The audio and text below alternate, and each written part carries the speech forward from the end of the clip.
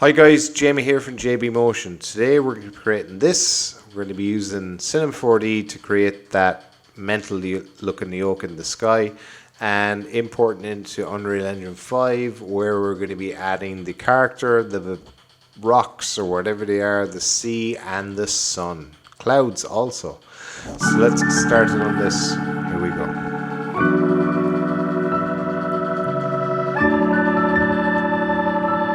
Let's grab a sphere and we are going to set the radius to about 350 centimeters. So it's nice and big. Hit NB in your keyboard so we can see our lines. Let's grab another sphere. Just turn this off. This is going to be the sphere that we're going to be cloning. And let's put this into a cloner. Hold down Alt on your keyboard before you just grab your cloner. That'll automatically add it as a child of the cloner. The sphere, that is. So then we're going to go to the Object tab in the cloner options here. Set this to Object. The object we're going to be using is this sphere that we created at the start. So let's drag that in. So now the spheres are going to be cloned around this object. So these spheres are too big. Set the radius to something like 7 centimeters. So we have them about this size, nice and small. If we go back into the cloner now and we look at our settings, so right now the distribution is set to surface. We want to set this to vertex, so they're going to be cloned along each of the points, and we want to set the sphere type to octahedron, and then let's just refresh that. There we go. So now we're going to get a more even distribution of our cloned spheres. So we can increase the count now. If we go into the cloner, actually go into the sphere, we're going to increase the count by increasing the number of segments, thus increasing the number of vertices. So we're going to get more spheres for each of these segments that we add in. We're not doing it on that sphere, we're doing it on the sphere that we're using as our reference for our cloner. So let's increase the segments up to something like that, we'll say. Excuse me. So we can reduce that if we need to later on. Now let's also, do we need to reduce? We might actually increase the number of segments for this sphere, because in our video the camera does go up quite close to these spheres, so we're gonna bring those up as well. And to speed things up, so this might be running slow depending on your machine. To speed things up, we're just going to render instance. Go into the cloner and select render instance, because you know they're all doing the same thing, nothing else fancy is happening, so we can just turn that on and that'll speed everything up. Let's turn off our lines by hitting NA on our keyboard. And we can also hide now this reference sphere. We don't need to see that anymore. Okay, so now we want to animate our spheres so that they're kind of jumping up and jumping down and stuff like that, increasing in size and decreasing in size. So we want to get that animation rocking. So let's select our cloner and we're going to grab a shader effector.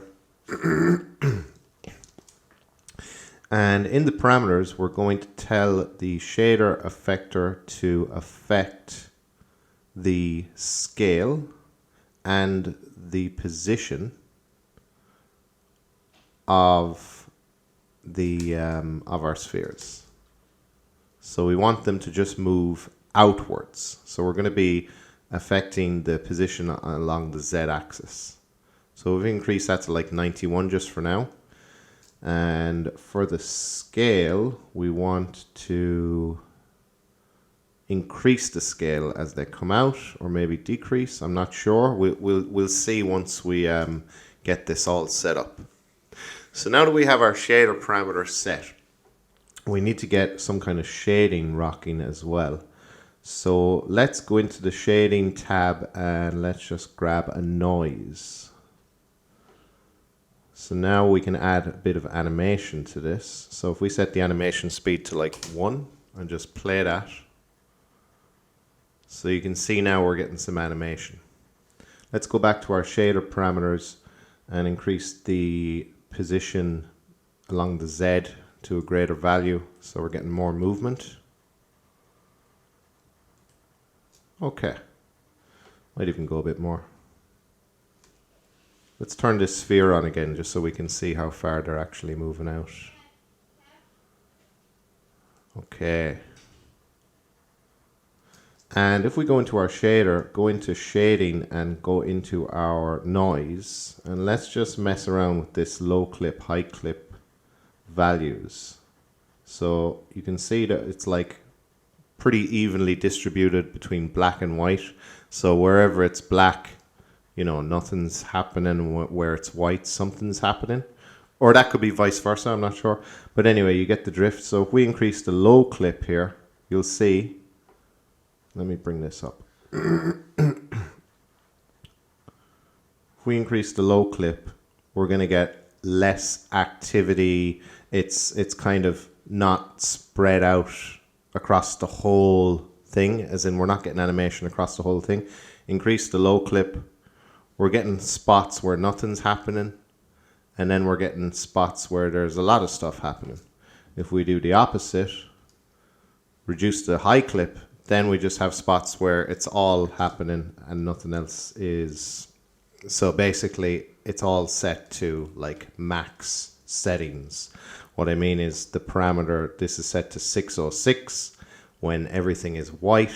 So just by reducing the high clip there to 0, everything's just set to white. So let's go back there to 100% on that. And I'm going to increase the low clip a little bit. Just a tad. Something like that. I want to reduce the animation speed of this as well. So you can see now that the shader has actually, I'll just pause this. So you can see now that that's updated. We're getting a lot more black areas than when we just had that set to 0. We're getting a lot more stuff set to black, which translates to nothing or 0. Okay, so I want to reduce the animation speed of this. So let's go down to like an animation speed of like 0.4. Too slow. 0.7. Yeah, okay. 0.75. Something like that. And I want to do something a bit more with the scale of the spheres as well. Well, first of all, I want to randomize the base scale of the spheres, just ignoring the shader for the moment. I want to grab my cloner, get a random effector, and I want to randomize only, not the position, only the scale of these. So we'll set that to uniform scale, and we'll bring this to like something like minus 0.5 or something. So now we have big scales and small scales, makes it look a bit more organic. Turn back on our shader. And now you can see that that looks a little bit more interesting. I can turn this sphere off again. And I'm going to turn off my work plane as well.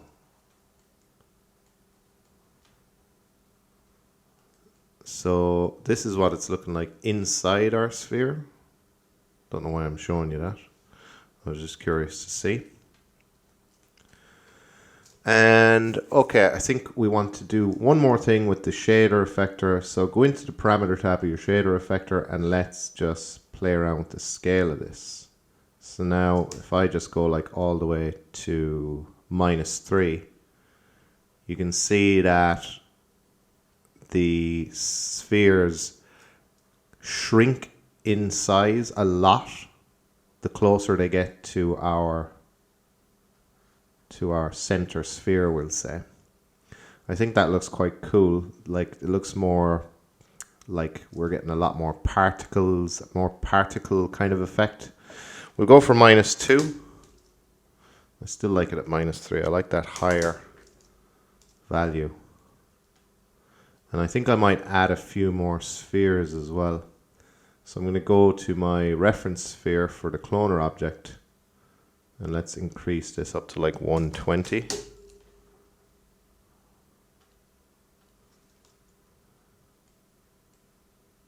Yeah, I think that's looking kind of cool. Maybe reduce the shader parameter position down to like 400. Yeah. Okay, I think I'm liking this. So now it's time to set up the fields. So you know from the video, like it's not all happening at once around the whole sphere. It's just happening in parts. So if I go to the video, which is here, so we kind of have it just, you can see that there are parts where nothing's happening and then there are parts where stuff is happening. So we're going to do that using fields inside of Cinema. So we're going to go to our shader effector and we are going to go to fields and we're going to create a spherical field. So now you can see nothing's happening because the spherical field, if I go into my top view, it's right in the middle. If I bring this out to the edge, wherever this spherical field touches, that's where we're going to get some animation. So right now it's here. Let's increase the scale of this spherical field. So it's bigger, covers more of the surface area. And also I want to increase in the spherical field, go to remapping. Let's increase the inner offset as well. Or decrease it even. I'm just trying to get like more animation around the middle area of that. So set it to something like 45%. So now you can see that we're only getting the animation where the spherical field is. I want to increase the scale of that again. Maybe down a little bit. And pull it in closer. Yeah, there we go. So this is set to a size of 270 more or less. Now we're going to animate this around, so it travels around our sphere in a circle. So we're going to grab it. What are we going to do? Actually, we're going to create a circle spline, and we're going to tell the spherical field to follow the circle spline along its path to go around in a full circle.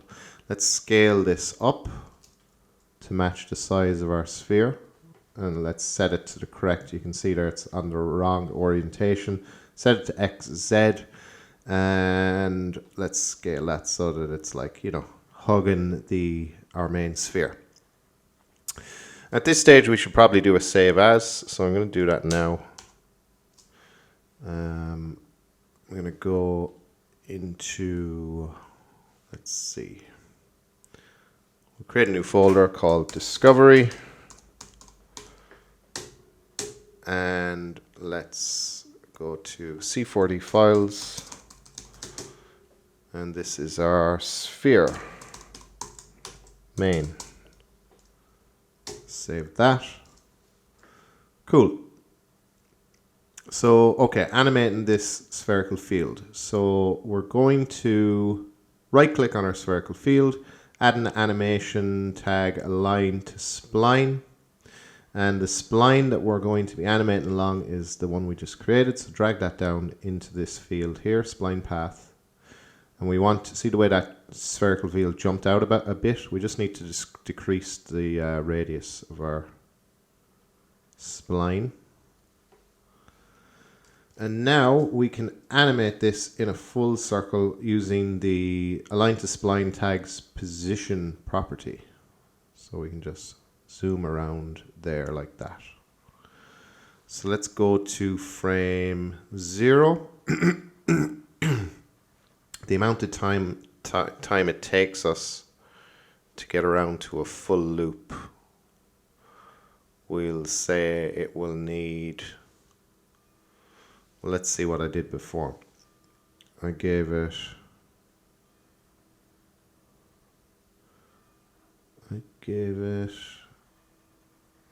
600 frames. Okay, I don't know if I need that many, because this video is quite short. This video is like how many seconds? Like 20 seconds. So I'm going to give it just enough for, we'll say 30 seconds. So we're going to be doing this out at 24 frames per second. Or sorry, going back into my main one here. Hit Control D, set the FPS, go into your project settings, set the FPS to 24 frames per second. And output, we're going to go 24 frames per second. And if we want this to we'll say like 35 seconds, we're going to go to 24 by 35. So, okay, so actually 600 frames is not even enough. So maybe we don't want that many seconds, because we'll just say 24 by,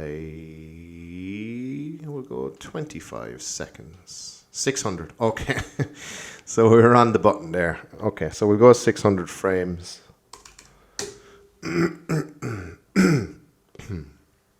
So we want this to do a full loop in 600 frames. Do a Control S to save. Let's grab our align to spline tag, add a position keyframe at frame 0. And then let's go to the last frame, and we're going to go to 100% and add another keyframe. So if we watch that back now, and we don't want any easing in and easing out. See the way it started off real slow, and it's going to slow down even slow, or it's going to slow down slowly as well. Easing in and easing out, we can just turn that off by opening up our dope sheet, clicking on the align to spline keyframes, and just hitting L on your keyboard. That will set the animation to linear. So now let's close this down, and we're not going to get that easing in that we had at the start. Cool, so that goes around, does its business. So now we want to duplicate this spherical field. Let's just hold down Control, click and drag. So now we have a spherical field .1. And we are going to, let's see what we're going to do. We need to add this into our shader, into the fields property, because right now I can't see it. So let's go into our shader and drag this in. So now we have two of them. And we want to create a separate circle spline for this. No, do we need to? We can just kind of like, yeah, let's just create a separate circle spline. So we have a circle.1. And we're going to, excuse me, we're going to go into the align to spline tag for the new spherical field. And this time we're going to be using this new circle 1. And then it's just a case of rotating this one to -180 or 180. And now if we play that, okay, so it's not recognizing this one because we did add it into our shader in the fields tab, but we need to set it to, we need to set the top one to add. So now we're going to get both of those rocking. So now we have the two of those going, and then we just need one more that's going to go around the kind of the top, around the top and the bottom, we'll say. So let's just do that again. Let's just hold down Control, hold, click and drag to delete. Make sure it's in the, well, it doesn't even have to be a child of the shader. Going to do the same for our circle spline. So we have a circle.2 and we have a spherical field.2. So we have to tell the align to spline tag to use the newly created circle.2. And we need to go into our shader and tell it to recognize that we have created this new spherical field. Pop that in. And then our circle.2, we just need to rotate this around minus 90 degrees. And it's still not working because we have yet to set the top one here to add. And now you can see that everything's working as it should. So if we just turn off the visibility of our spherical fields, and now we can just kind of watch this play back. Yeah. So that is it for our sphere animation. Okay. Cool. So that's it for the sphere animation. We'll do a file, save. And now we need to save this out as an alembic so that we can bring it into Unreal Engine. Hold up. Okay, so I did try and I skipped ahead, we'll say. I exported this as an alembic, but it kept crashing Unreal Engine 5 because I had like way too many spheres and way too many polygons.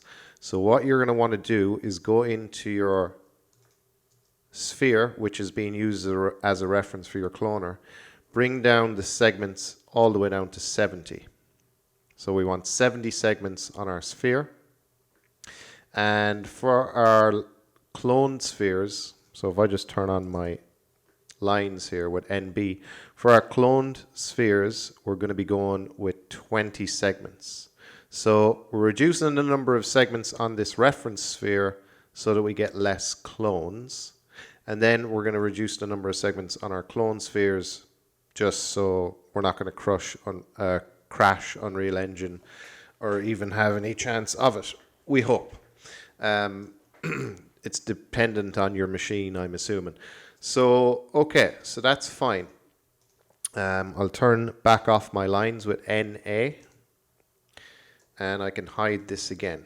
So I did one other change to this as well, seeing as I had the time to go back. I said I might as well. I went into my shader and I added a delay. So basically all you do is go down here, hold down your mouse, click, and find delay and release. So this is going to give us a little bit of more of an organic movement to our spheres when they come back to their original position. It's going to kind of bounce a little bit. So with that delay, set the blending mode to normal and the mode to spring and the strength to about 84%. And now if we just play that, you might see we get a little bit of springy, see those ones there? They're kind of like bouncing. It gives it a bit more of an organic feel. And I just made those changes, okay? This change now is more of an aesthetic change, whereas the segments, polygons reduction change is a necessity. Otherwise, you're going to crash Unreal, unless you have like a beast machine. So I don't know. It's up to you. But I suggest reducing those polygons. Okay. So let's just file save this. So I just saved it out as a different name. So I'm just going to file save this. And I'm going to go file, export, go to, oh wait, one thing we need to do before we export this as an alembic is right click on our cloner, go to MoGraph, tags, MoGraph cache, and we're just going to cache this. So click on bake. So now that's saved to cache, we can just scrub backwards and forwards. Now we can save again, and we can go File, Export, and then click on the Alembic settings here. Make sure your cloner is selected, by the way, before you do this, because we're going to go into Setting, check your presets, your settings, and we're unchecking everything except for selection only. We only want to export the selection as an alembic. Animation, we're going to make sure that we have all 600 frames set up here. And then optional data, that's all good to go. So click on OK. And we're going to go into ABC. You can see I've already exported this because I tested it to make sure that it would come in to Unreal. So I'll just rename this and save that out. So that's going to export as an alembic. Shouldn't take too long. Okay, so that's finished exporting. So now we can jump into Unreal. So I'm just going to open up the Epic Games launcher and I'm going to launch Unreal Engine. So let's go to games. I'm going to go for a blank project. Starter content. We'll grab it just in case we need it. And then location. I have this place set up. I'm going to put it into here. So select that folder and then click on create. Okay, so so I'm going to go to file and create a new level. Now for the kind of preview video that I put up on YouTube a while back for this tutorial, I used a plugin for my sky called Ultra Dynamic Sky, but I understand most of you guys don't have that plugin. So I'm just going to go and click on a basic for now. And if you guys have Ultra Dynamic Sky, feel free to use it. So we have our basic level, we got our clouds, we have our floor. So the first thing I want to do is import in this Alembic. So I'm just going to do a file, save current level as, and we'll just create a new folder, call it maps, and we'll call this one discovery map. Now let's go to our content drawer and we're going to create another new folder. So right click, new folder, and I'm going to call this ABC. This is going to be where I'm going to put my Alembic files. And I'm going to find that Alembic. So I have it here. So I'm just going to drag this in. So it's a good idea to do this first before you go and create all your scene and then realize that your Alembic won't even import in. So I'm just going to click and drag this in here. And then let's have a look at these settings. We're bringing in all these spheres and we are going to be importing this type, the geometry cache type. So that's going to allow us to animate, to bring in the animation that we created in Cinema 4D. And the frame start, frame end, make sure that's 0 to 600. It matches up with your Cinema 4D file. Everything else should be fine, and let's click on import. Now as I said, this does take a little bit longer than it took to export, maybe around 10 to 15 minutes. So I'm going to pause the video here and we'll pop back in once it's done. Okay guys, so the Alembic has finished importing in, so that's great. So now what we can do is just start creating the environment. So I'm going to go up here to Quixel Bridge. And these are the assets I'm going to be using. These 4, which can be found in the, so maybe not all of them, but some of them at least. So I'll go ahead and download these. You can search for them up here. So they're all going to be found in collections in the Canyons of Utah collections there. So just go ahead and download all of those. Then they'll show up in your local area there. So I'm going to add these to my project and make sure when you're downloading them in Nanite. So let's go ahead and add these now to each of these to the project. The reason I'm not selecting all of them and clicking on add is because the last time I tried to add like a whole collection of assets at the same time, I ended up crashing UE5, so I just tend to do it one by one from now on. And lastly, I also want to add this wild grass. So just search for that. You'll find it if you go to home and it's in 3D plants somewhere. You can just search wild grass and it should come up. So I'm going to go ahead and add the wild grass also in highest quality. So just download that in the highest quality and then add that to your project.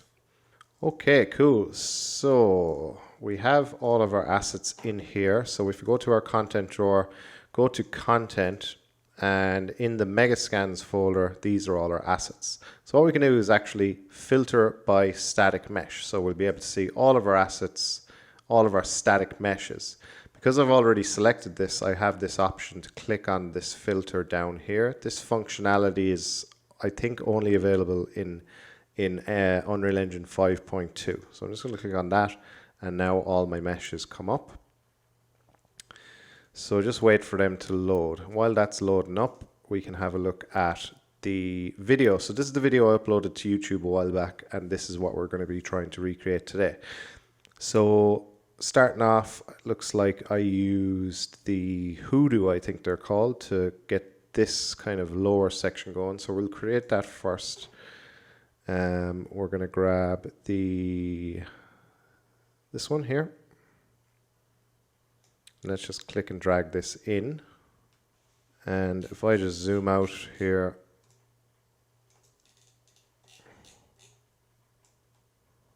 so my machine's running a bit slow. So I'm going to go to settings, and I'm going to go to scalability settings and set this down to high.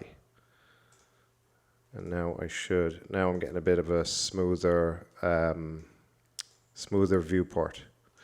So let's just lower this down here, and I want to rotate this 90 degrees. Okay, so you're going to find your rotate tool here, your move tool here, and your scale tool here. Quick way of just flicking between each of the tools, use your space bar. So I'm just moving this into position, and I'm going to get rid of my floor. We'll keep it for now, we'll just make it invisible. As I don't want to see that. And now we're going to duplicate this, hold down Alt, click and drag, not this, but this. Hold down Alt, click and drag, and we can rotate him so that it doesn't look like it's just a duplicate, and kind of push this in a bit like that. Something like that. Maybe bring that out a bit like that. Actually, I liked it better when it was further back. And then we have a kind of another one here. So we could go for something else this time. We'll go for this one. Let's just drag this in. Zoom out a bit.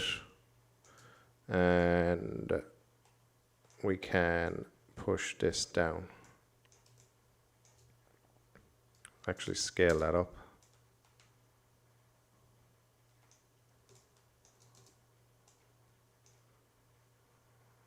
Might scale this up actually really big.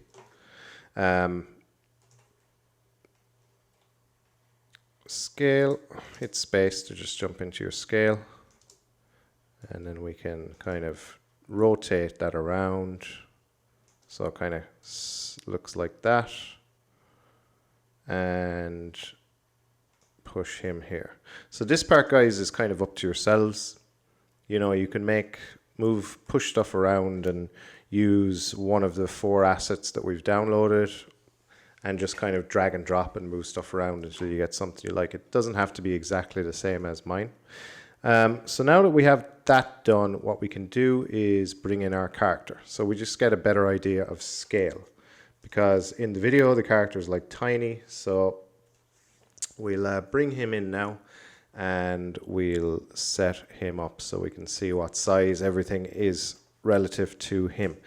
So for the character, I went to mixamo.com, and if I just duplicate this so I can show you exactly what I did, I went in to Mixamo, and I logged in first of all, and I browsed characters. So I already have these downloaded. I'm going to delete those for now so I can show you what I did exactly. So this is the character I used. She is called Erica Archer. So just have a search for her in characters, Erica. So here she is here. This one.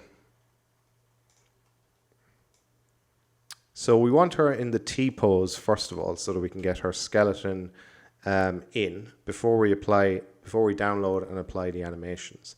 So we're going to go to now this one's already in T pose, but just in case she isn't, go to animations, type in T-pose. And then you can just select it there, and there she is in her T-pose. Now we can download this. And the setting should be as so. We're going to set this to 24 frames per second because in Unreal, that's what we're going to be rendering out as, and that's what we're using in Cinema 4D as well. So set that to 24 and just download the rest as is. So that's going to download there in the background, and while it's doing that, we can then jump into animations. So in animations, you're going to be looking for this one here, the standing one. And it's a particular kind of standing one because she's kind of crouched. Okay, that's not playing for some reason. Let's refresh this.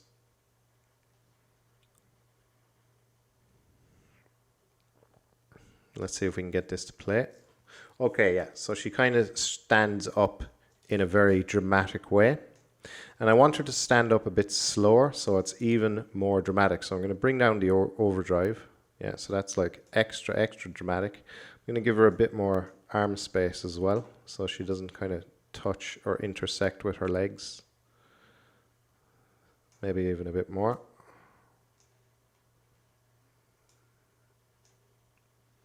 Let's see now, she still intersects with her legs. Okay, so that's better. There's no intersections there. So we're going to download that now, that animation. This time again to 24 frames per second. But this time we're going to go without skin. We already have the skin. We're just now downloading the animation to apply to the skeletal mesh or to apply to the character that we've already downloaded. So we don't need the skin this time.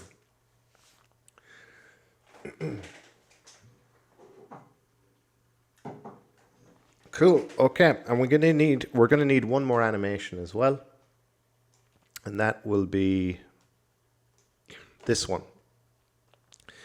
Texting while standing. So just search for that animation, texting while standing. And the reason I want this one is so that when she kind of stands up, it looks like she's pulling something out of her pocket and taking some kind of notes or something on what she's just discovered. That's the story behind it, behind this, we'll say. Now, she is really small, so chances of anybody noticing what she's doing are unlikely or very slim. But we'll do it anyway, just for that extra bit of detail.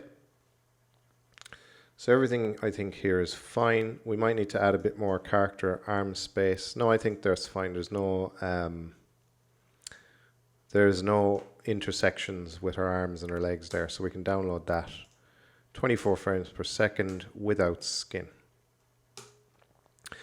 Cool, so that's downloading away. Let's minimize this now, back into Unreal. So we go into our content drawer, we'll go to content, we'll turn off the static mesh filter that we have applied, and then we can right click, go to a new folder, and let's just type in character.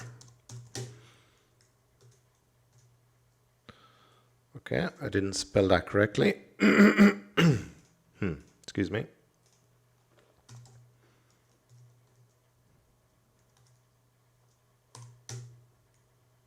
Okay, so I've already created a folder with this name, so I'll just delete that. So I'm going to go into the character folder and I'm going to drag in if I go to my downloads here, going to drag in the T-pose first of all.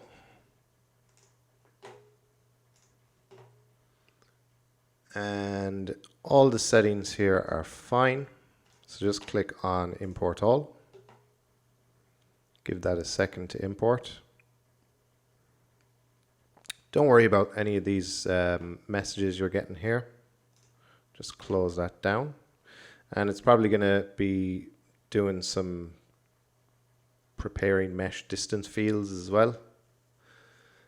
So while it's doing that, we can go into our content drawer again, go to content, and this time we're going to go right click, create a new folder and call it animation. So I've already done that.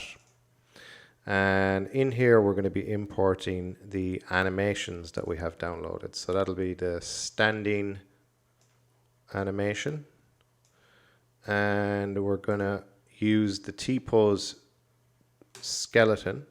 It might be called T-pose 2 or just T-pose skeleton that we've already just imported in. We're going to use that as the skeleton, and everything else is fine. So import all that. So now we have this animation here. So there it is there. And let's import the second animation, not here, which is the texting while standing.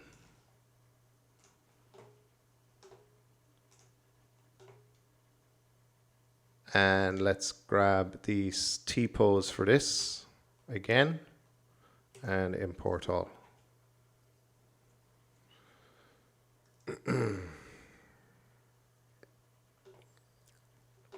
Okay, so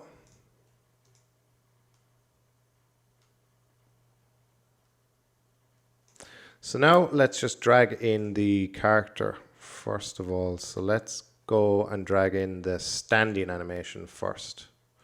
So you can see that if we kind of like move our hand around, she's going to be, we can just plant her right on top of a piece of rock there. Now if we want to zoom into her, just select her in the outliner, hit F on your keyboard, and it'll zoom right into her there. So we want to rotate her so she's facing the correct way, 90 degrees. Hit space on your keyboard a couple of times so we can move her, and then hit, or don't hit space, then just let's bring her up. Now it's snapping to the grid at the moment, so if you want to turn that off, you can just click here, and then it will no longer snap. It'll be nice and smooth for moving around. And I want to bring her kind of in and hide the feet, something like that. Something like that maybe, just so we're not going to see the fact that she's not actually standing on anything and she's intersecting. We're not going to see that. We're just going to see her kind of standing up.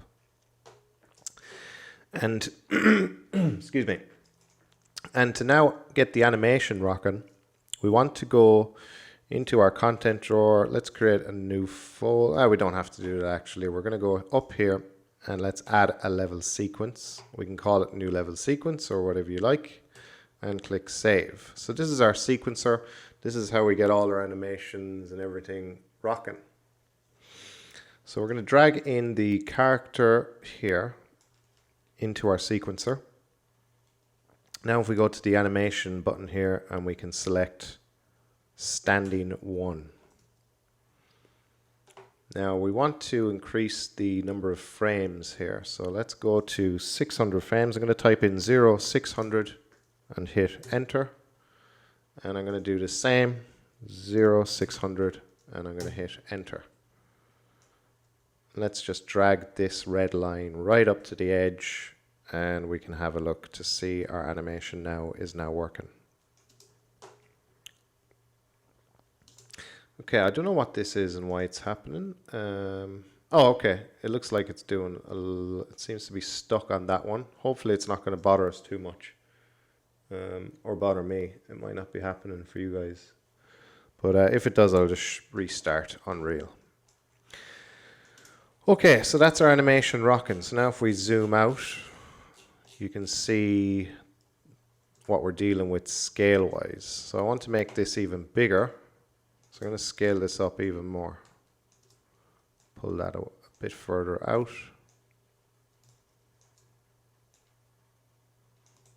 And push it down. Let's set our, while we're in the sequencer, let's set it to 24 frames per second.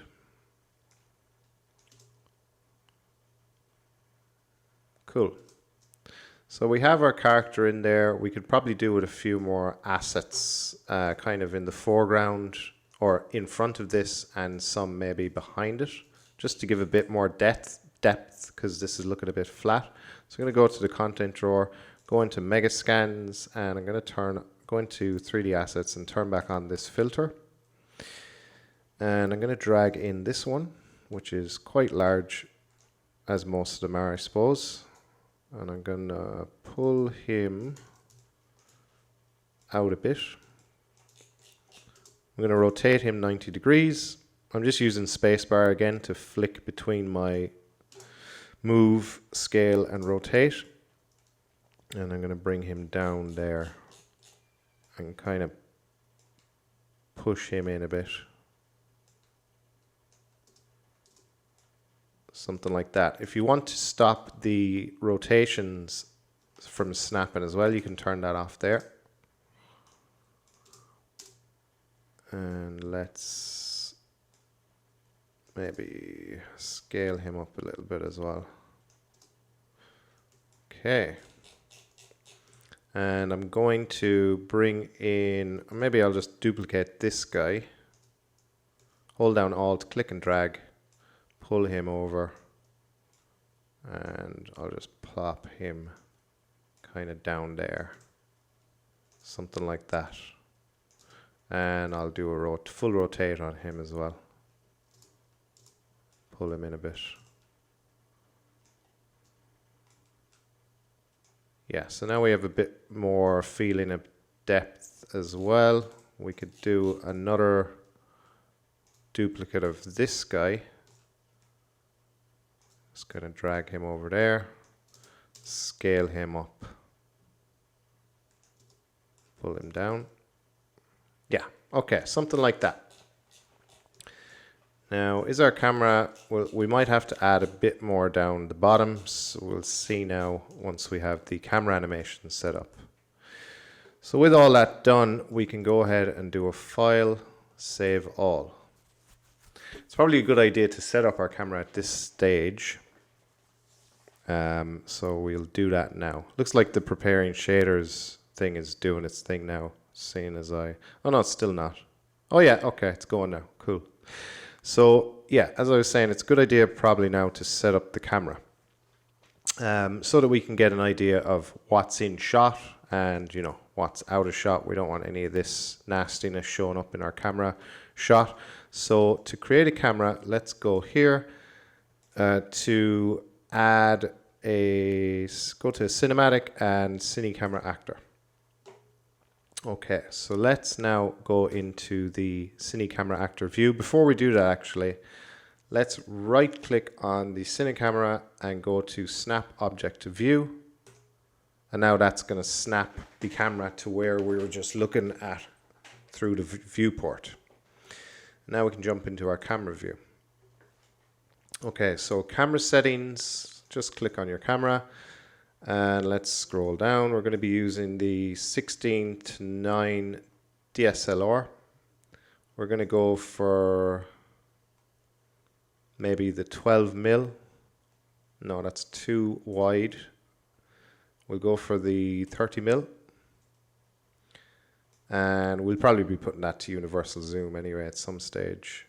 We'll go for, I think that's pretty much it for now for the camera settings. So yeah, you can, just so we can see what's in shot. So if I kind of move down here,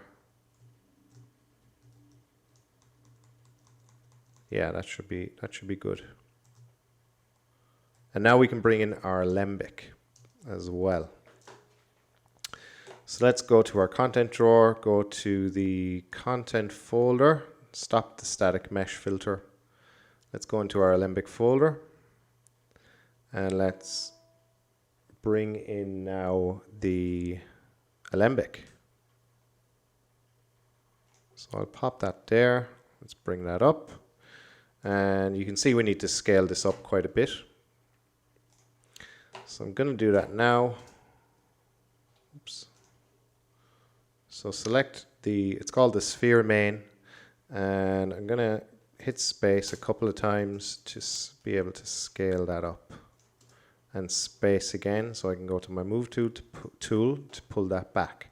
Let's disable or stop piloting the camera there. Just hit the eject button so we can have a look at where this is. So I'm going to bring that up a little bit more. And I'll go back into my camera. Okay, so we're going to have to scale this up quite a bit.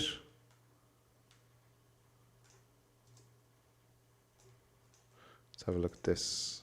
Yeah, so the top half of it's quite a good bit out of shot. Something like that. So now, animation-wise, we have our guy standing up, or our girl. She has just discovered this amazing sight. We need to center this to her more, I think. And she's kind of standing up to check what she's got. And she's slightly off center as well. So I'm bringing her slightly off center. So she's not like center shot. Push that over a bit. Maybe push it back a little bit more. And bring it up. Something like that. Okay, so she's standing up, but our alembic isn't animating. So how do we get it animating? So as with everything that you want to animate in Unreal, for cinematics, you need to bring it into the sequencer. So we're going to grab the sphere main, click and drag that into the sequencer. Now we're going to go to track, and we're going to be tracking the geometry cache.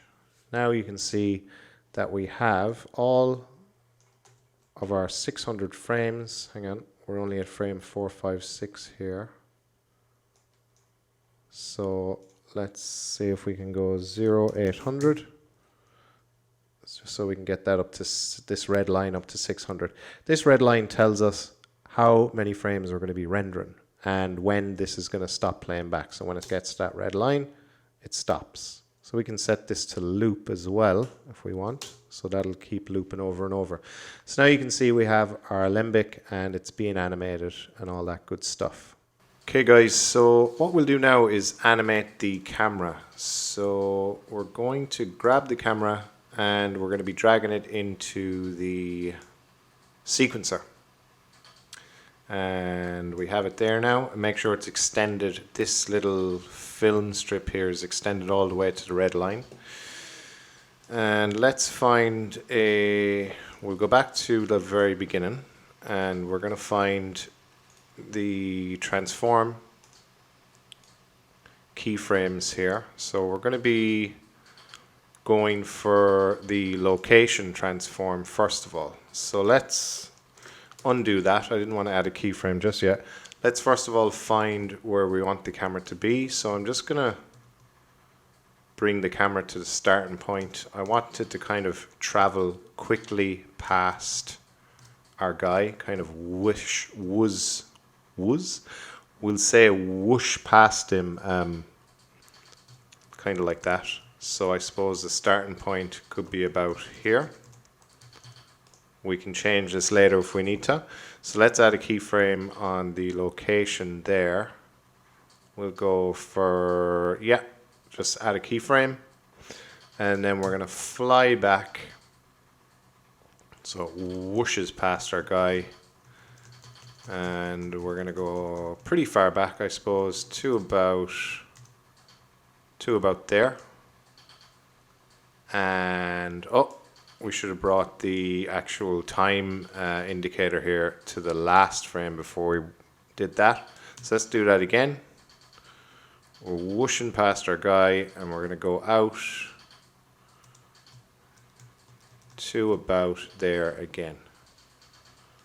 Okay, so let's add another keyframe there on location. And there we have our animated camera.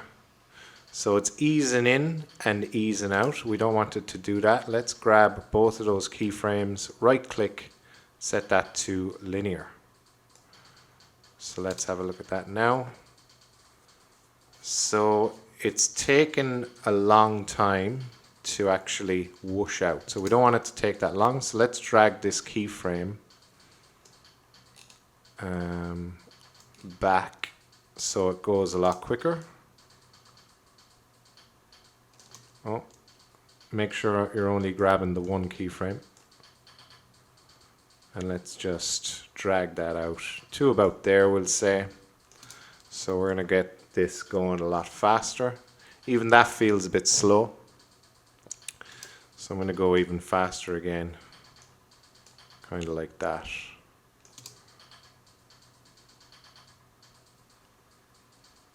And I want to see our guy stand up as well. So we're going to find the guy animation. Here he is.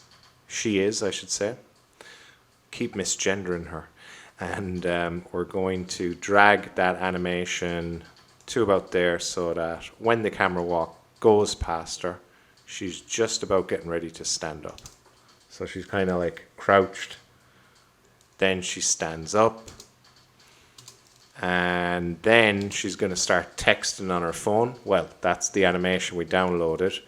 But in reality, what we want to imply here is that she's taken kind of notes for the discovery she just made. So let's go and click on track animation. And let's add the, where is it? Texting while standing animation. So we can bring that up. Or no, we don't need to bring it up actually. So it goes like that. And then she's going to start texting while standing. But if we just deactivate the camera there, or eject out of the camera, or stop piloting the camera, whatever we call it, and I'll just zoom in here. And if we watch this now, you can see there's a bit of a jump, right? So we don't want that. We want that to blend nicely. So what we can do to blend that is just overlap those two animations. It's that easy. So we just overlap those two animations, and now we get a bit of a blend. It's still a bit jumpy though. So I wonder if I blend it more. Yeah, it is still a bit jumpy.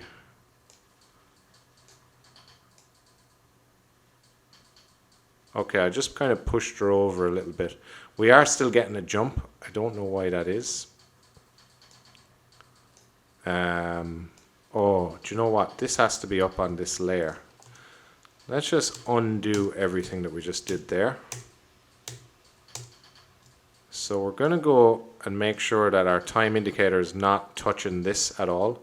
And let's just try that again. So I think what I did was I clicked on track. I should have clicked on animation. So we're adding another animation to this track, we'll say. Texting while standing again. Yeah, okay, I think that is going to work for us better. So now if we watch that, we get a nice smooth transition there. So she stands up, and then she does shift over a little bit, but it's not like that jittery shift we were getting before. So now if we go back into our camera and we have a look at that. So the camera's flying out.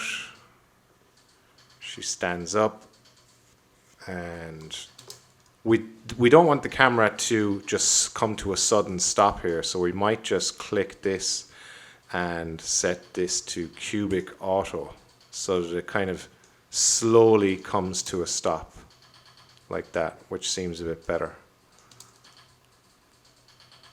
Yeah, okay, so that's good. I'm going to go with that. So that's the camera and the animation all set up. Now we still need to duplicate this sphere and add a material for it. But before we do that, what we can do is set up the sea. So we had like an ocean, a sea kind of a thing in the video that I put up a while back. So we're going to do that now. So let's just do a file, save all, and we're going to go to edit, plugins, and we're going to search for water. Now I already have this selected, so go ahead and click on that, and you'll probably have to restart Unreal.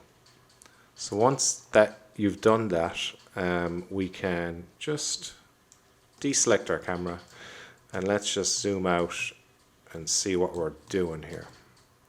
So we're not going to need this floor, so let's just make this, turn off the visibility of this.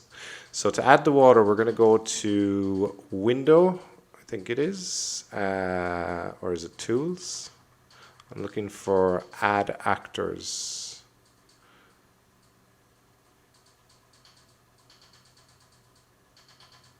Okay, it's Place Actors. That's what I'm looking for.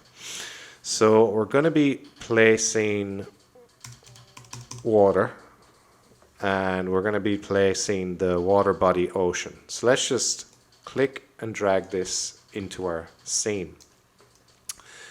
And now we have an ocean.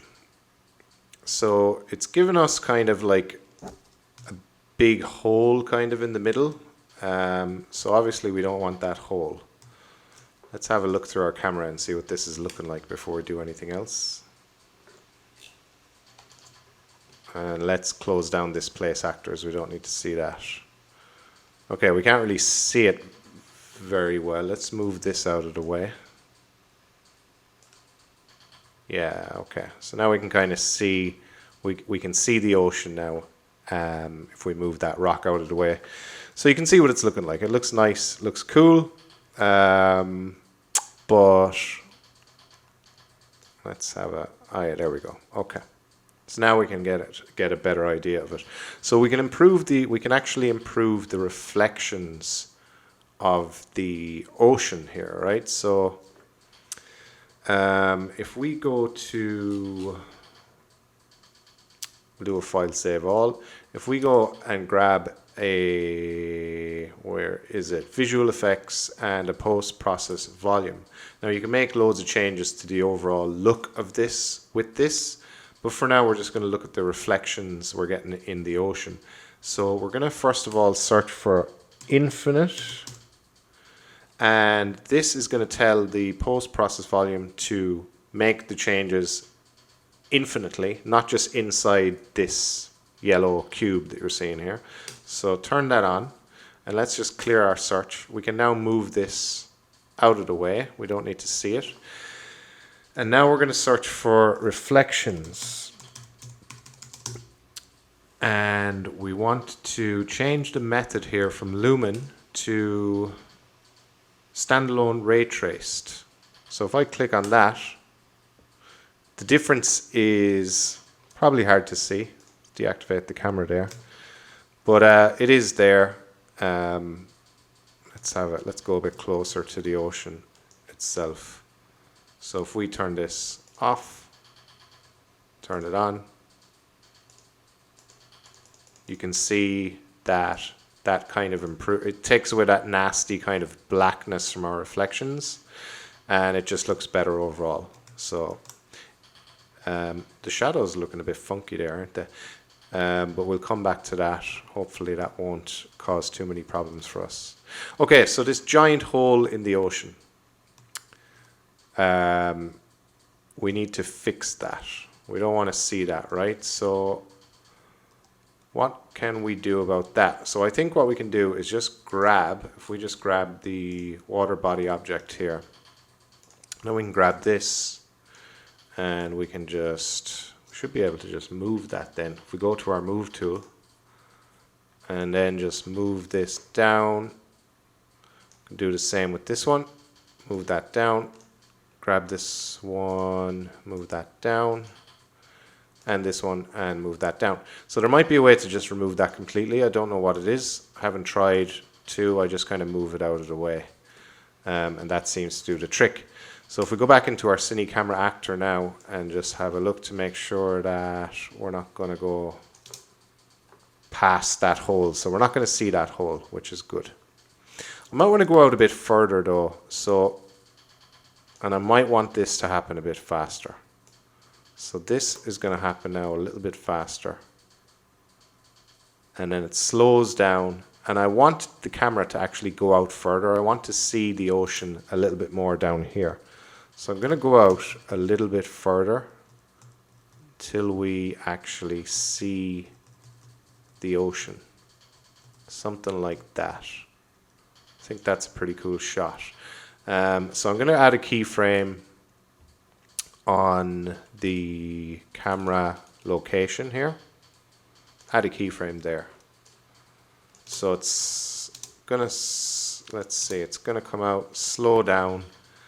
And then, oh, it didn't actually do anything there. So let's try that again. What we can do to go to the next keyframe, just to make sure we're on that, is just jump to next keyframe. Now let's move the camera out. Hopefully it works this time. And we're going to add a keyframe on location. Did that work? Yeah, okay, it worked that time. Cool. So I want this keyframe to be way over here because I want that move to happen like really slow. So the camera slows right down and it kind of continues panning out so we can see a bit of the ocean there. Cool. I'm going to grab this, the sphere main, and I'm going to push this over a little bit. Pull it up a little bit as well. Maybe not pull it up actually. Maybe leave it kind of like that. And I want to, before the camera starts flying out, I want it to have a kind of a look around, if that makes sense. So I'm going to grab all my keyframes, push these over here. So they're not going to happen at the start. We're going to have a bit of time for the camera to kind of have a look around. So I want to go back to frame 0. And I'm going to use my mouse to just kind of point the camera up a little bit. I'm going to find my camera rotation and add a keyframe. Same with the location, we're going to add a keyframe. And then it's going to go to about here and it's just going to kind of look back straight again, we'll say. Let's add a keyframe on rotation this time. So what's happening here is it's kind of looking away from the thing. And what I'm going to do is I'm going to grab this rotation keyframe and I'm going to push this over so that the movement is kind of happening at the same time. So this location keyframe is going to go from here to here, and in the meantime this rotation keyframe is still going to be playing, if that makes sense. And I explained it terribly, so it probably doesn't. But you'll see it when you kind of watch it. So the camera is moving. We don't want it to move. It kind of like looks like it's flying over to the left. An easier way to do this would be open up your location, go into your Y keyframes, right?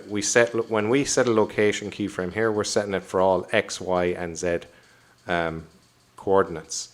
But we don't need to set it for Y. We'll just delete those. And now what we can do is just kind of move the camera any which way. So now we're going to be able to like put it exactly where we want it to be along the Y-axis without all that messing. So that's a much easier way to do that. I'm going to bring it even closer to her. Yeah, okay. Cool. Right, okay. So, yeah, okay, I'm happy. The camera's still looking a bit dodgy. It looks like it's going over a bit. It could be the rotation as well. So if I go here to my second rotation keyframe, just make sure that we're on that. And let's set the rotation of this to be 0. And this one to be 0 also. And let's set that rotation keyframe. So now the camera should appear to be moving away in a straight line. Yeah.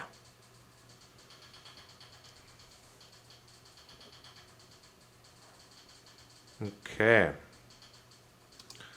So I think I want it to be a little bit higher. I want it to finish higher as well.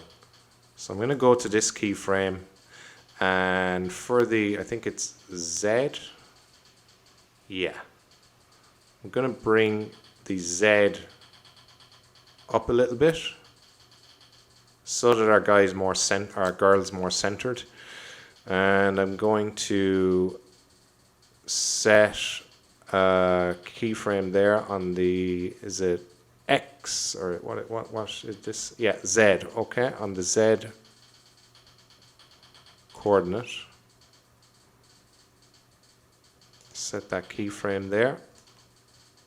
So now our girl's more centered. And then if I just go to the last one there, I'm going to do the same, just bring that up a little bit so that she's more centered again. And then set another keyframe on the Z parameter there. Okay, so I think I'm happy enough with that camera animation. Camera kind of zooms past our girl. She's standing up. She starts texting about this amazing discovery that she's just made. And we're pulling out nice and far to get to see our ocean and all that good stuff. Okay, so I want the actual camera animation to be finished around here. I don't want it to keep panning. So I want that to stop just before the very end. So let's find the camera location, which is right here. Let's grab the last keyframe on that. Is it going to let me grab it? So it's going to be the X, I'd imagine. We'll grab both of those, X and Y. Just pull those forward so that when it gets to there, it's already stopped, or at least very, very slow, and then it kind of isn't moving for the very last part. Cool. Okay, so I suppose what we can do now is just focus on this guy here. So we want to have two of these first of all, and we also want to have a material for this. So what I actually did is I downloaded the material from Quixel Bridge. So let's do a file save all, and let's go here to Quixel Bridge, and I will show you the materials that I've downloaded for this. So to find any materials in Quixel, you can just go to the home and click on surfaces. You're going to be able to search for any materials. There's tons of them in there. So I have already downloaded these, so they're going to be my local files here. So I have this Crema Marif marble and this one here, Nero Marquina marble. So I'm going to add both of these. I downloaded these in highest quality. I'm going to add both of these to my project. And this one as well. Click on add for both of those. Cool. So if we go now to our content drawer, I suppose we can close our sequencer for the time being. I will leave it open. So if we go to our content drawer, go to Megascans, and we can go to surfaces, get the first, we're going to go for the white one first, which is this one. So what you can do is just, with your sphere main selected, you'll see the materials here. You can just click and drag that, and now we have a nice white, we have loads of nice white spheres that are kind of like a little bit specular and nice looking in the sun. And then we're going to be duplicating this sphere main. So Control C, V, and then we can just rotate this around to your heart's content, I suppose. Kind of like that. And we can scale this down as well. Scale it down ever so slightly. And we want this to be animated as well. So let's just wrap up this camera here so we have a bit more space. This one as well. And we want to animate this as well. So let's drag this down into our sequencer. Bring the time indicator back to the first frame. And now we can go to track and geometry cache. So now if we hit play on that, we have double the spheres. So that's looking pretty cool. So you can just mess around with the, say, the scale and rotation of the second one of those, you know, just to kind of get it into a good position so that it's varying greatly from the first one, we'll say. Just have a play around with that until it kind of looks good, I suppose. And what we can do as well is we can grab the material, the other black material, which is the Nero one, and just place that onto our second, our duplicate of our sphere main alembic object. So I think that's looking kind of cool as it is. What we could do, now I know in the video that I was showing you guys at the start, the reference video, the sun and the sky was looking more kind of orange. I mean, we could do that. We just have to just click on the sky, hit Control L, and then you can kind of bring your sun down so that it's kind of, we'll say, over the ocean. Something like that. But again, keep in mind that I was using that plugin, Ultra Dynamic Sky, to get my sky in the reference video that I was showing you guys at the start. So this is the built-in sky that comes with Unreal, and it's a great sky. You know, it's good, it's really good. But just keep in mind that I was using the Ultra Dynamic Sky plugin, which you guys can get if you want from the marketplace. It's only like $20 or something like that. Where is that sun? Where are you, sun? Where are you, sun? Okay, so there's the sun. So you can get, like, if you bring that down close to the ocean there, you can get a nice kind of you know, rippled reflection of the sun there. So if we jump back into our camera there and have a look at this, so you can see there it looks a bit better with regards to the sun. Our girl stands up, and yeah, I mean, it's looking a bit orange or something. So I could like say I don't like that, so I want to mess around with that lighting a bit more. So I'm actually going to move the sun. Oh, the rays look kind of cool there, don't they? I don't know where they are now, though. They disappeared. So I kind of prefer the lighting kind of, I don't know. We'll just leave it as it was. Kind of, we'll leave the sun there, so we're getting that backlit effect, I suppose. It does look kind of cool there with the little specular highlight on her hood and stuff like that.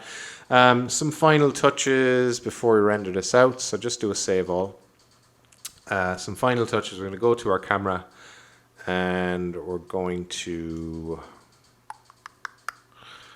what are we going to do? We're going to find bloom.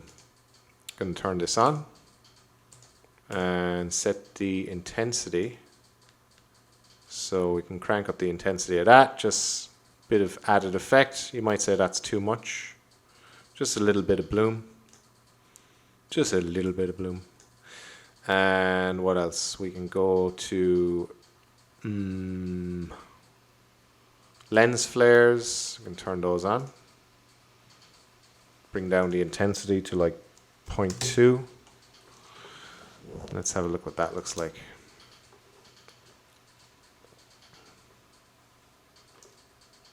Yeah, I don't know. I think that's a bit too crazy, those lens flares. Maybe like 0.02. Let's have a look at that. Oh, one thing I'd like to do as well, actually, is just bring up the source angle. That actually increases the size of the sun. So bring that up a little bit more.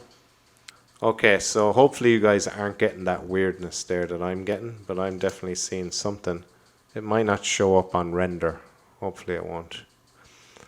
But yeah, guys, that's kind of pretty much it. Finally, we just need to render this out. I'm still not happy with the lighting, though. I do want to see if I can get a better lighting set up with this. I'm going to move the sun maybe over there. See what that's like. Yeah, even that looks a bit better. Yeah, maybe something like that. And it looks a bit overexposed. So I'm going to go to my post-process volume and delete that search. And we're going to find exposure. And we're going to turn this on and set this to manual. And now if we go to turn on exposure compensation, we just bring this up. Bring it up a little bit more. So we'll set it to like 8 or 10. Yeah, something like that. So it's not like super overexposed, 10.3 maybe. And yeah, cool. So let's have a look at this now. That camera movement's very like it's like a sudden jolt. That kind of douche there. I want to try and fix that. So let's have a look for where, first of all, why that's happening. So it must be we need to ease in, ease out these two location keyframes. Just lasso, select those, set that to cubic auto. So now let's have a look at this. Yeah, that's nice and smooth.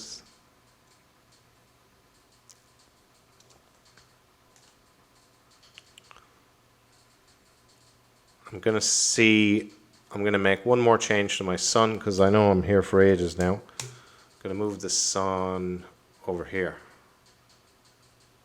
Yeah, I think I'm liking that. Let's see. Yeah, I think I like that a lot more. And I want that camera movement to be faster as well. It's very, very slow. I need that to be whooshing a lot faster than it is at the moment. So I'm going to bring these fellas closer. So it's going to go whoosh. There we go. That's the whoosh I was looking for. Okay, so we're going to render out all of these frames. All of these frames are going to render this out. Let's go File, Save All. We're going to go to Edit, Plugins, and we're going to look for Movie Render Queue. Movie Render Queue, which is here. So let's turn that on. So we have to restart for this. Let's do that now. Cool, so that's restarted. Just cancel that. And we need to find the map. So go to Content and Maps. Here it is. Let's open up the sequencer again and turn off the floor. I thought I already turned that off, but we can just delete that. Don't need that. And go into the Cine Camera Actor. Let's make sure everything is as it should be.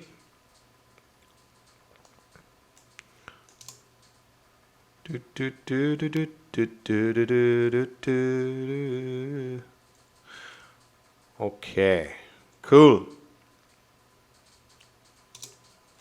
We could duplicate our sphere again one more time. I mean, I don't want to be spending too much time in this, but if we, oh wait, we forgot one thing actually. Don't mind duplicating that. We forgot the little shiny, or whatever it is, this thing here. I'm not going to find it, but in the reference video I had like a ball of light, we'll say, in the center of this. So if we just eject out of our camera there for a second, and if we go here and let's create a sphere, we're going to go to Shapes, Sphere, grab that.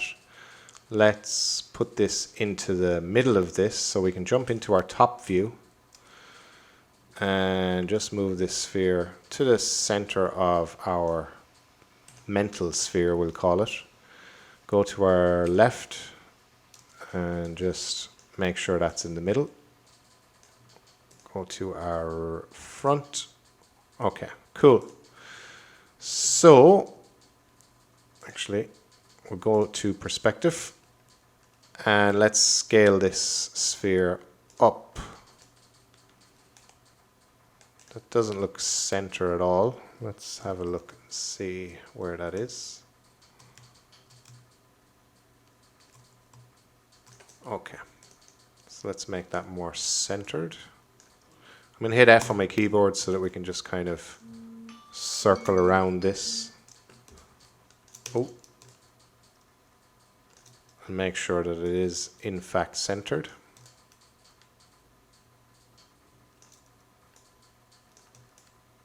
Cool. Okay, so let's go back into our camera now. And we're going to go and create a new material for this. Go to your content drawer, and we're going to save time, I'm not going to create a materials folder, but you should do to keep everything organized. Going to go and right click, create a new material. Going to call this hot sphere. And let's open this up. So on emissive color, we're going to right click and go to promote to parameter. Now we're going to set the red to that, the yellow to that. This is just randomly, I'm just clicking buttons now, but we're just getting a bit of color into this. So we want to make it kind of red hot, we'll say. Something like that. And click on save. That's going to save out, and we can close that down, and now we can apply that to our sphere in the material here. So let's find it, click and drag and place that on. So now we have our glowing sphere in the center of that. So that kind of adds a bit more interest to this whole thing as well. So I almost forgot to add that in. It's very, very bright though. It is very bright. So we could, we'll keep it. We'll keep it as is. I don't know, it is very bright. Let's open up that content drawer again. Let's bring down the brightness of this, because it is very bright. We'll go down to like 60 and bring this down as well. Save that. Now that's less bright. It's still very bright, but it is like less bright. Okay. Are we happy with the sun now? Now I don't like the position of the sun now because, you know, that thing's there. So I might just see if I can change that. If I can be more happy with the position. It's kind of cool at night now, isn't it? Yeah, I kind of like that. Night sky. Where's the sun? I have to find the sun. Where are you, sun? Sun must be, there it is. Okay, so I see the sun now. Ooh, I'm liking that lens flare that I'm getting. I am liking that lens flare. Let's go to our camera and find flare and bring the intensity down even more, 0.005. Yeah, I think that's looking pretty cool. Okay. Alright, okay, so hopefully this is it now. I'm not going to be making any more changes. Yeah, okay. Sun flare, the lens flare was looking good, but it's flickering. It's a pity. Maybe if I move the sun.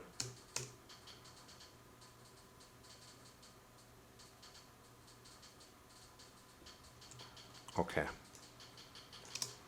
Hopefully we won't get any flickering now. Ah, we're getting that weirdness with the shadows again because we moved the sun. Why is that happening?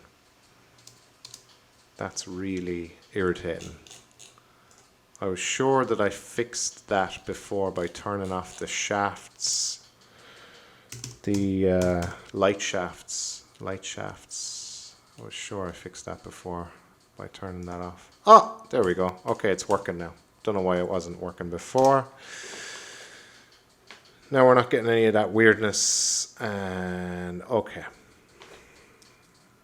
Camera now is not looking great either. So I think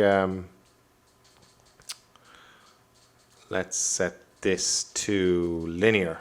See if that fixes that. So it's going to whoosh out. Yeah.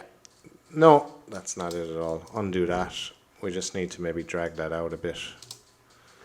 So the whoosh is going to be a bit slower. Yeah, okay. And that's it. Okay, I'm happy with that, so we can render this out. Finally, we got there. So file, save all. We're going to go to this thing up here, cinematics, and no, not up there. Sorry, we're going to go to tools. No, we're going to go to window. We're going to get there eventually. Movie render queue. And we're going to be rendering out the new level sequence. It's the only sequence we created, so we know it's going to be that one. And let's click on the settings here. We're going to delete JPEG sequence. We're going to be rendering this out as a PNG sequence. And we're going to turn on anti-aliasing, override this anti-aliasing, set this to 16. You can go higher or you can go lower. You could set it to 8. We're going to go 16. And I think if you go any higher than 16, you're not going to see much of a major difference. So I think 16 is good to go. But the higher you set it, the longer it's going to take to render. This setting is configured in a way that may produce undesired results. What? Okay, I don't know why it's telling me that. So it better not produce undesired results. Maybe if we change the method here to multi-sample anti-aliasing. And go to game overrides, we're going to make sure that cinematic quality settings is ticked, and output 1920 by 1080. I mean, you could go a higher res if you wanted to add a bit of camera shake in post. We might, yeah, let's go. I'm going to go 4K on this. Multiply this by 2. Hit tab, multiply this by 2, and that's 4K. We're going to be the custom frame rate. No, we've already set the frame rate to 24 frames per second in our sequencer, so we don't need to worry about that. And then we're going to output this to a folder. Where is the folder? Discovery. And let's create a new folder, call it sequences, and select that. Okay. Good, brilliant. That's it. Click on accept and render local. So it's going to compile some shaders, and hopefully then we're going to see the first frame of our render, and then we know that we've done a good job. And there it is. There's the first frame of our render. Don't worry about that funkiness that you saw at the start. Sometimes you get a weird first frame, which you can just delete. So this is going to render out, and then we'll pop into After Effects, and we will do a bit of color grading or correcting and just kind of make it look a little bit nicer, if possible. It's always possible. What am I about? And then we'll be done. Okay, guys, so that's finished rendering out. So we're going to import it into After Effects. So I have it here, the full sequence. Just going to click on any of these frames, double click, make sure PNG sequence is selected, and we're going to select the sequence, hit Control Alt G on your keyboard, and we're going to set the frame rate to what we set it to in Unreal, 24 frames per second. Let's drag it down now to this little composition icon. That's going to create a composition for us. So this is the sequence. So a few things we're going to do to make this look more like the example video is we're going to add some Gaussian blur to the start of this. So let's grab a Gaussian blur in the effects and presets. If you can't see that, it'll be in Windows. Just click on that. And let's double click on the Gaussian blur. So we're going to bring up the blurriness nice and high. Set a keyframe. Make sure you're on frame 0, by the way. Set a keyframe. Play that. And when the camera goes to around here, we're going to set the blurriness to 0. And then hit enter. That's automatically, if I click on this layer and hit U on my keyboard, that's automatically going to add a keyframe. So it slowly becomes less blurry. I might stretch out a bit. It's blurry at the start, becomes less blurry, and then we have our full focus. So we're going to mess around with the colors now with this. So let's find a nice spot that we want to see while we're doing this. So we're going to type in Lumetri in the effects and presets. Let's double click on that. go to basic correction, and we're going to bring down the temperature a bit because it's looking a bit red. It's looking very red, right? So we're going to bring down the temperature ever so slightly. -15, that's actually quite a lot. Exposure, we might go like 0.2. Actually, no, undo that. Contrast will bring that up. And we're going to go into curves. We're going to create an anchor point right here. Just click, pull it down a bit. And that's for our shadows. We're going to go up to our highlights, create an anchor point and bring that up a little bit. I might bring the shadows up a little bit. Something like that looks pretty nice. Yeah. It's looking pretty good. We might put a bit of a vignette around the edges. So scroll down here, go to vignette, and let's just decrease that. Not too much. We'll go for like -0.4 or something like that. So in the video I had like see a song playing, but obviously I can't put that into the video because it might get a strike copyright wise. But this is pretty much it.